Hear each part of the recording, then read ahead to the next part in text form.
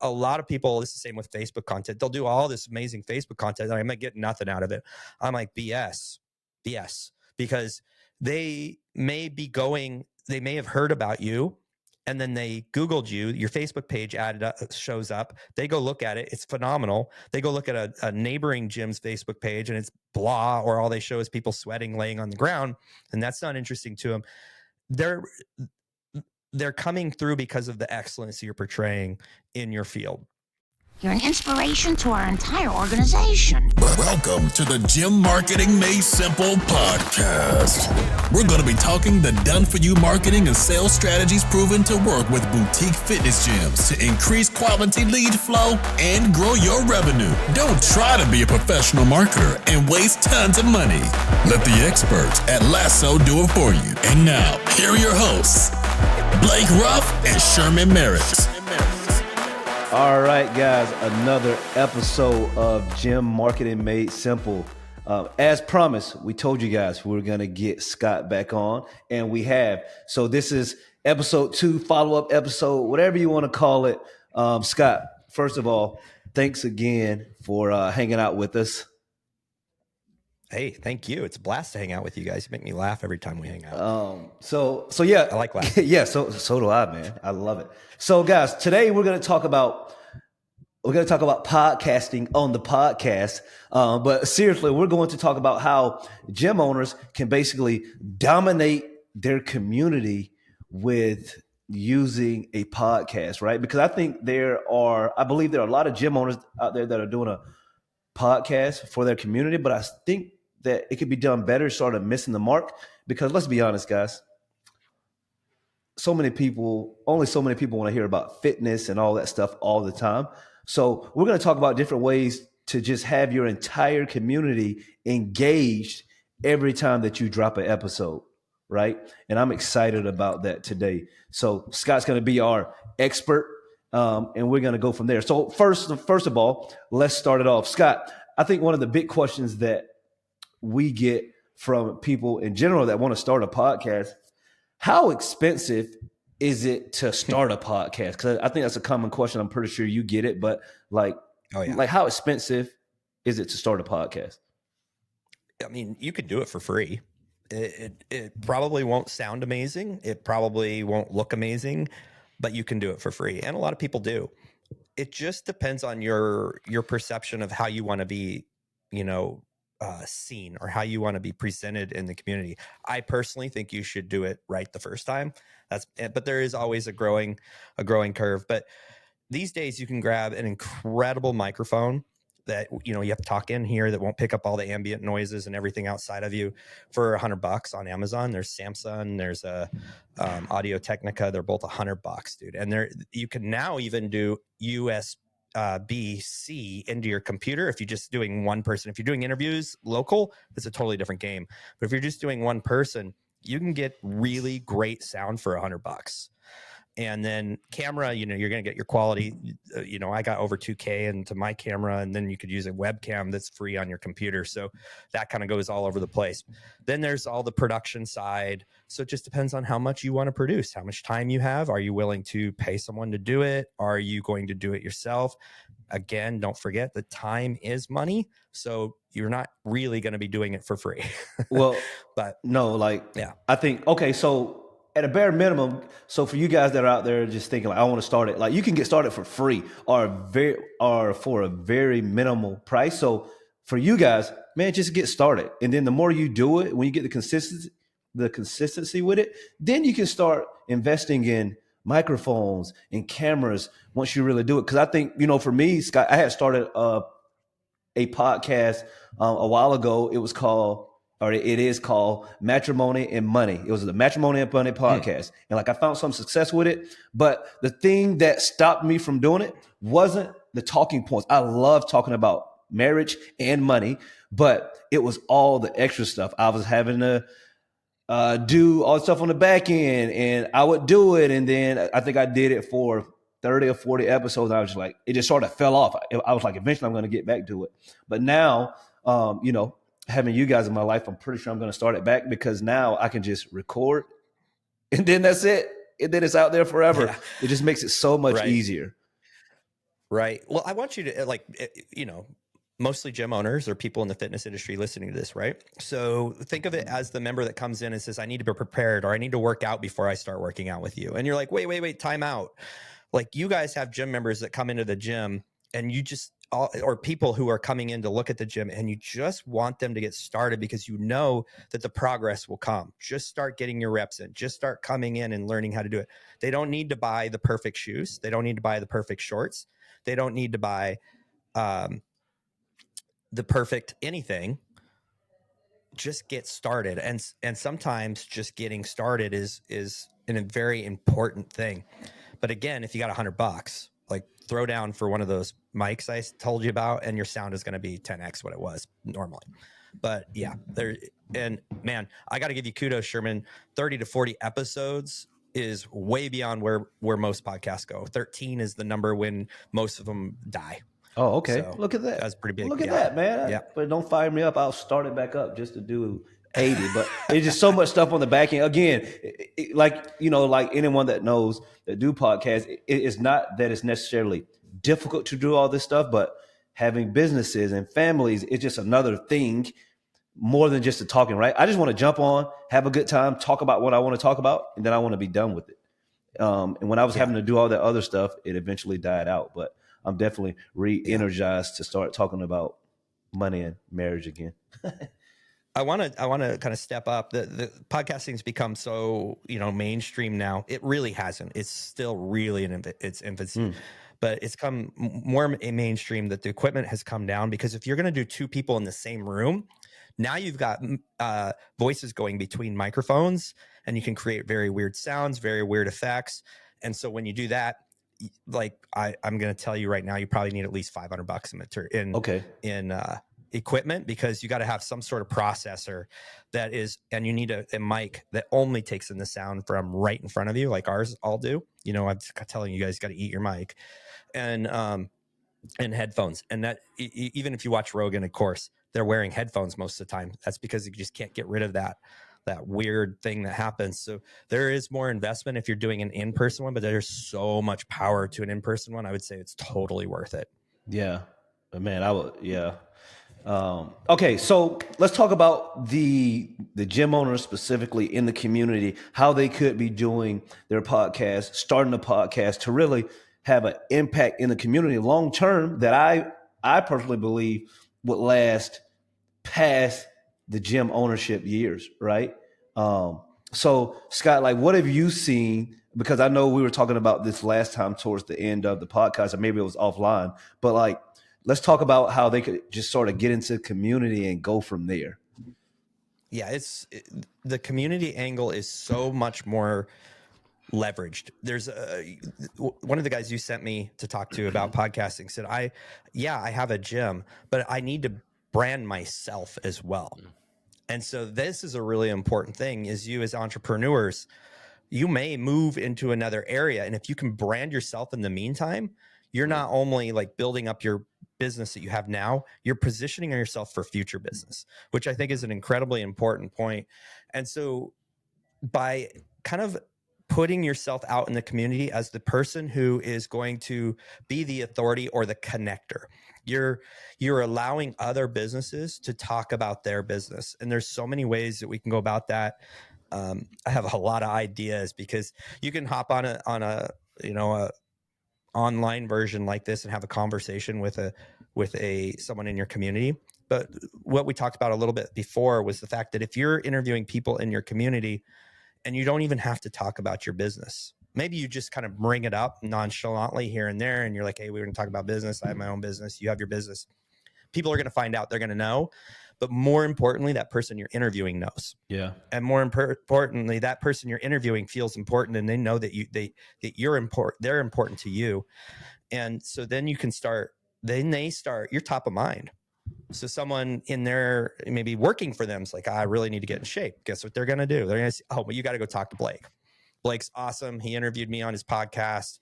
He's a super cool dude. You have added value to their lives. They're going to, automatically have that reciprocity rule where they're going to add value back to yours. Yep. And so if you can extend that over and over and over and over again, can you imagine?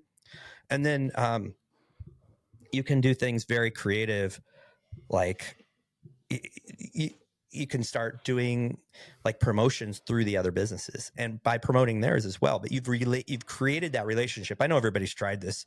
That maybe they hang banners for other businesses in their gym, or they have a business board on the wall. Well, this is bringing it even higher level because you're getting in front of them in a very value-driven manner. Mm. Yeah, I like that.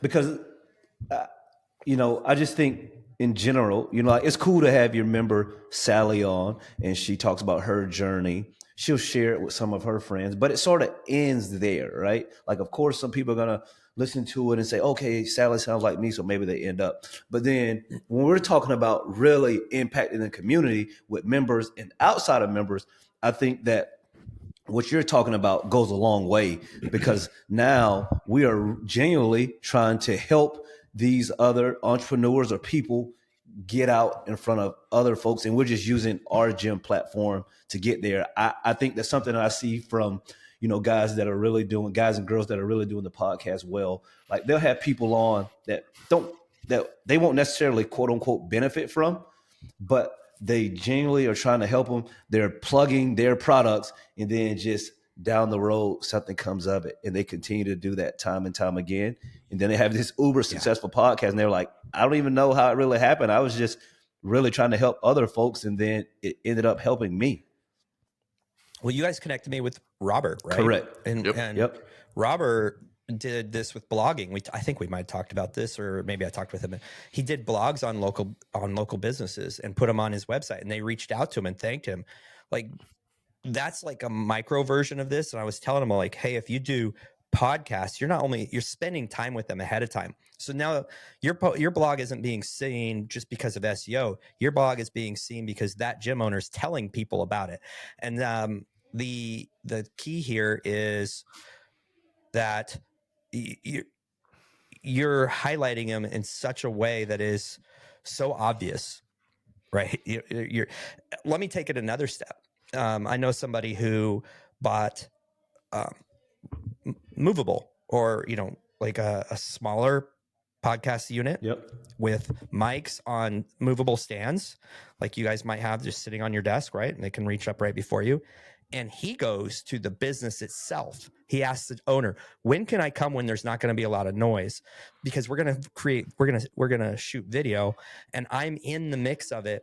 I can see, hey, this maybe it's a restaurant, the environment, you're showing the environment. And now you're going to that person, and you're even elevating how much you're giving, and you're in their element. They feel great. They're talking about what they're able to have, like this pride. You're filming it.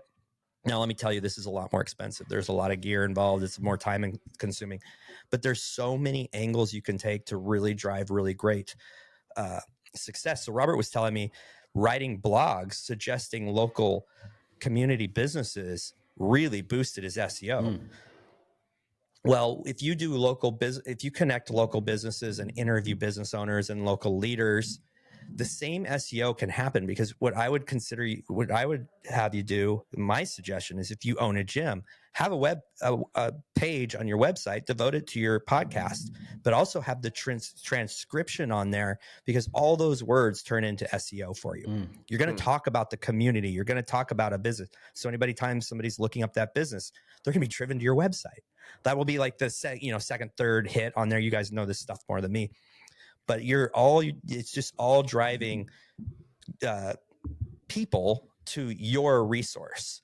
And like, hey, look, these guys own a gym. They have this awesome podcast. I'm going to listen to it. And then you just continually hit the minds of those people. And so that SEO becomes incredibly powerful. Yeah. And if you guys didn't listen to the last episode, go back and listen to that. So basically, to recap real quick, is for gym owners, you're not going to do a podcast about like anaerobic, glycolytic, and metabolic pathways, or your study of the reasons why you do what you do when it comes to methodology. Well, the best way to do, because a local audience isn't going to listen to that as much, but inviting local business owners to talk about what's going on in your city, in your community, things like that, to get the word out, to connect.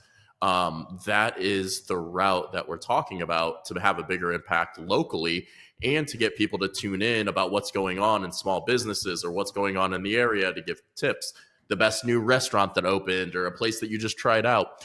That would be a great way to get more members to meet the people that you want in your gym. So I think one question for you, Scott, is like, if you're a gym owner sitting back listening to this, like, hey, what are some of the first steps to, like, because I mean, to be honest, like before we started doing this, and like I know Sherman has before, it's like sometimes you just don't know where to start, right? Yeah. So like what, I never even heard of like this Riverside platform. Like, what are some of the basic, like, let's go bare necessity to like, hey, if you wanted to ramp it up, like what are kind of the steps for people? So you have to decide if you're doing audio only or you're going to capture video. And some people actually put it on YouTube. I haven't decided. What do you recommend? I recommend at least audio, obviously. So I drop mine on audio. I used to do YouTube, and I had some consistent people listening through YouTube, but it wasn't enough for the amount of work. The YouTube adds so much work to it. And so you want something that you can record on. There's programs like Riverside that record video and audio and do transcription. There's even Zoom. Zoom will do that by itself, right? So even when I do a solo episode, I just do it on Riverside because it uploads the files and it's already in there for my team. It makes it super simple. But a place to record it. And some people just have a mic going into a unit and they record it. They buy a $200 unit and it has a little SD card in it and it records it, and then they upload it to their computer and they drop it. And then there's free tools. There's free tools out there that you can just search free podcast editing, and you can plug your microphone in, log into that website, create an account, and hit go, record, and it's recording it in that area on that platform for you. And then it'll have very basic editing tools also built in. And so that's one. You got to have some sort of way to capture your sound. Obviously, a microphone. We talked about that. Again, there's a Samson and there's an Audio-Technica. You want to get I think it's called Cardioid. The sound is really weird, but you want one that only captures the noise in front of you. Some people just use Bluetooth AirPods or whatever, and that's fine too. And then you have to have a podcast distribution site. So this is someone who will distribute your podcast out. If you want to be on Apple, we just talked about this. You've got to apply to be on Apple. You actually have to have an episode uploaded to apply to Apple. And so record just a short one of talking about what your podcast is going to be about. Upload it on that podcast distribution site. Red Circle is one. You guys use Spotify podcasting. It's free. And it's obviously the second highest SEO in podcasting out there next to Apple. So now you guys are for sure on Spotify and Apple. And then it starts to distribute to all the other tools or all the other channels too. So if you set it up, it'll kind of automatically start to distribute out in all these different areas. So podcast distro site where you can, you'll have to create some Canva art of your podcast, what you want your podcast cover to look like. It needs to be very easy to read. This is thumbnail size, guys. Super easy to read. Clear over catchy. Everything should be clear. What is your podcast about rather than catchy? Does that make sense? Yeah. Like when people are trying to come up with a name, they're like, bubblegum unicorns. Well, what the hell is bubblegum unicorns about? Yeah. Like nobody knows. Yeah. And so, maybe, and if it's your business name, like, are people really searching for your business name? That's something I'd have to ask you. So you're always thinking of search engine optimization in everything that you do, and clear always works over better than catchy. And so, there's some barriers to starting, some learning things. And then of course, if you want to make clips and reels, which are incredibly powerful for getting your message out, there's some AI tools out there. Let me tell you right now, everybody will know you're using AI tools, and they don't quite look as flashy or as attractive as a human editing. And so, but if that's what you're restricted to, use it. But because clips are incredibly powerful, and tools like Riverside that we're using here, they have a free version. We pay, obviously, because we do more volume than that, but they even have a way to create clips as you're recording. And so there's just tools. You just kind of have to go down the wormhole. I actually have a course that I used to sell. I used to sell for $3,000. And now if somebody's wanting to start with me, I'm like, here's the course. You can have it. Get going. And, you know, because it talks about promotion. It talks about podcast art. It talks about that trailer and posting with Apple. So for your listeners, like, I'm happy to give that thing out because I just want people to step into it and do it. Yeah, that'll be great. I think that's a huge value add for folks that are really serious, because here's the thing. I think that folks that are really serious, I think like your course could help. We'll try to get that in the episode notes, in the show notes. But a bigger thing is, you know, like you're helping them, man. I'm going to tell you, like Scott said, I did 30 or 40 episodes. And had I known about Scott back then, I would have been like, I really enjoy doing this, but I have to get this off my plate. And I just want to easily transfer it. Okay, you do it. I love it. I just want to record it. And that's one of the things when we started this pod, because I was telling Blake, hey, like, I don't want to do this for 3 or 4 or 5 months because I've done this in the past for myself and it's going to be very cumbersome. So we were like, all right, we're going to spend money from the beginning. And now I will say that it is well worth it, because I can see us doing this forever now, because it's simply lining up guests, talking, having a great time, and the rest is just approving stuff from your amazing team. So I love it. Yeah. Thank you. To be fair, I honestly, I had no idea how much, because I think to your point, you know, for a gym owner, it would be great to have video too, because then you can use, it's for us, it's another source of organic that we don't have to think about, right? It's already content. It's just adding really quick content to it. So I think that, you know, I had no idea how much went into it on the back end. So like I could easily see where somebody starts and stops. And for us, you know, if one person listens to this and loves our content and what we say, it's well worth it, right? And I'm sure more will than that. But I think that's a big thing. And one thing you said too is like, you know, not trying to be overly cute, just be clear with what you pick in your podcast, right? Like make it simple, make it align with it, you know, make it align with what you want to do and what people are going to listen to. And your audience. Man, know who your audience is, right? Don always says that. Donna Miller always says that. Be clear, not cute. Like he said, like every time I hear someone saying that, I'm just like, yeah. Donna Miller repeats that 10,000 times. Like, be clear, not cute. You don't need a catchy saying. You don't need a. Be clear. Be clear. Yeah. And you know, there's so many people will build out these really nice podcast studios. You know, mine. I have this printed background, right? Yeah. Like, but I've been doing podcasts for 4 or 5 years. Yeah. Like this is not new to me. And it was not until I got a new place that I'm like, hey, I need something on the back wall that makes it look interesting. Yeah. Don't worry about that stuff. Just get started. Yeah. You know, and the biggest things I've seen with gym owners doing podcasts wrong is trying to do it in their gym when classes are going. It's almost impossible to reduce the noise, the clang and clatter and the music. And so that is kind of like, you either have to have very high-end equipment, foam around you to absorb that, or try and do it during off times. So I don't want to dissuade you from doing it, but that's something that we have noticed. It's very common. And then the ROI, I think we would be remiss if we didn't talk about the ROI. Like, I'm not against you tracking it, but you got to give it time. So let's say you podcast for 6 months and you get nothing out of it, or at least you don't think you do. I'm going to suggest you probably are. You're getting people buying in at a higher level.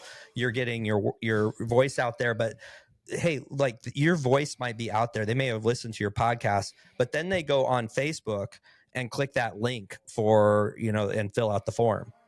Well, you're going to track that as a form, like the Facebook lead. You just don't know where the genesis of the conversion came from until you know, maybe ask, and they might not even identify it. There's a lot of subconscious stuff that 100%. Goes on. But as soon as you do know somebody came in through that resource, like, oh, I was listening to your podcast and I checked out your page, and then calculate that. Mark it down. What's your average life value of that person? Boom. Okay. Compared to how much you're spending on this. Now, if they refer anybody to you or anybody else comes in by way of them, that's also ROI on your podcast. So you have to be very honest about really what is happening. A lot of people, this is the same with Facebook content. They'll do all this amazing Facebook content and I might get nothing out of it. I'm like, BS, because they may have heard about you and then they Googled you, your Facebook page shows up. They go look at it. It's phenomenal. They go look at a neighboring gym's Facebook page and it's blah, or all they show is people sweating, laying on the ground. And that's not interesting to them. They're coming through because of the excellence you're portraying in your field.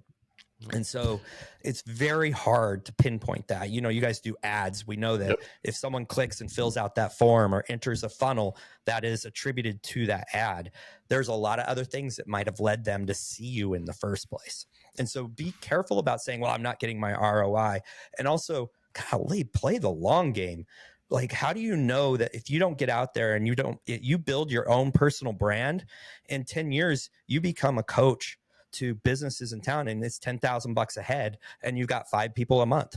I mean, how you could be making $50K. I mean, seriously, business coaches can make that much. You could be making $50K a month just because you developed your own personal brand. So do not undervaluate what the big picture that is happening by getting your voice in front of people. Yeah. And like for you guys listening, think of the last thing that you bought, like probably bigger purchase or even smaller purchase, right? At some point, you probably saw an ad for it, but did you click on the ad and buy it? You probably waited a week or two. Like, for example, I always use this for my clients we talked to in Last to Know. I went and bought a cold plunge ice barrel, right? Like, I compared like the $5,000 cold plunge to the 1,000. I'm like, dude, this is 3 minutes of my day. Like, I'm not going to spend $5K on it, right? But I researched, I probably saw 18 ads of Brooke Wells and whoever else in the ice barrel, but I never bought it off the ad, right? Right. I never did. So it's not going to get attributed to the ad.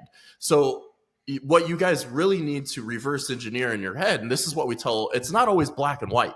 You want it to be, and we get it, but like, it's not that way. It's just not the way life works.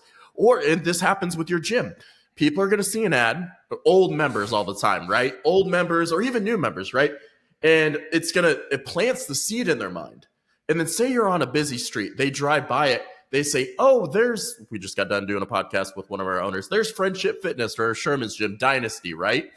Mm-hmm. Then they're going to go on Google and they're like, Dynasty CrossFit, Friendship Fitness, apply to come in. And they're going to say, oh, what brought you in? They're going to go to the last step, Google, right? I found you on Google. But if they really thought about it, it was the ad that first draw their attention to actually seeing your facility or searching it later on. So the biggest thing you guys have to think about is like you want it to be granular, but it's not. Like you have to think bigger picture. And like, you know, if you get one person, like we just got off with Jeff and he's like, I had these 2 clients that came in, they brought their husbands, then they brought their kids, and then their kids brought 5 kids. So from those 2 people, I ended up with 10, right?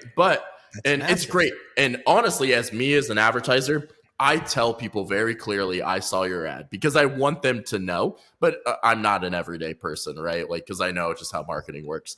So everybody listen to this. Like, so I think a great question for you, Scott, is if you were to just track ROI, how long and frequency do you need to be doing it before you can say like, hey, this is working or this is not working? I wouldn't do anything less than a year, personally. Yeah. So like that reminds me of a story of like I heard Hermosi, say, and he once put out flyers and it was like 1,000 flyers, right? And his business mentor was like, he's like, it didn't work, man. I got a call and it ended up a dude. He scratched his door or something and broke his windshield in Mercedes and he hung up. But his business mentor is like, well, how many did you put out? He's like 1,000. He's like, you got to put out 10,000 to even get a true test. Right? Like you got to do 10 times the effort. So, so you're saying it's like 1,000 and what kind of frequency do you think? No, he said a year. A year. Sorry. I said 1,000. A year. Yeah. I would say at least one every other week would be the minimum because you have to have a regular pace. This is another thing that everybody considering this should understand is that once you create a pace, people expect it. So if you skip, they think you've died because if you go search podcasts right now, and then you find a bunch of podcasts, go look at the last episode release. Almost everyone you hit, every podcast, unless it's a big podcast, the last episode release was a year, 2 years, 3 years, 4 years ago. And so you've got to do the reps, a very like Brotherhood of Fatherhood, my podcast. I done that for years. And in the last year, I've gotten coaching clients from it. I don't have a coaching offer. I don't have a mentorship offer for men, but it developed a long-term relationship with people where they heard me talk. They heard the consistency of the message. They heard my story. They related with it. They reached out and said, I want to give you money to talk to me every week. I mean, just think of that, right? I had no intentions in the long run of that being the outcome, but it has become the outcome, and it's been a very successful outcome, and it gives me a ton of joy. So not only will your ROI absolutely be in the gym, it can be outside of what you ever thought, and life changes. Maybe 3 years down the line, Susie from the healthy sandwich shop that's just crushing it calls you and says, I really, really enjoyed our time. I really appreciate your approach on business. You are very professional. You're giving to the community. I'm selling my business, and I wanted to give you first right of refusal. And like, you're in a point now where you've been running a business and you're like, man, I could have another, like, this is a turnkey business. Everything's in place. Manager's in place. She's wanting 30K. I can make 30K in the first 6 months because she just wants out of it. Guys, this happens all the time. We're not going to go and post our business for sale or the opportunities we have because we're going to reach out to the people that we think can do that first. I always do that. Before I throw out something, I'm going to reach out personally to people. So the opportunity options are well beyond what you're even thinking about.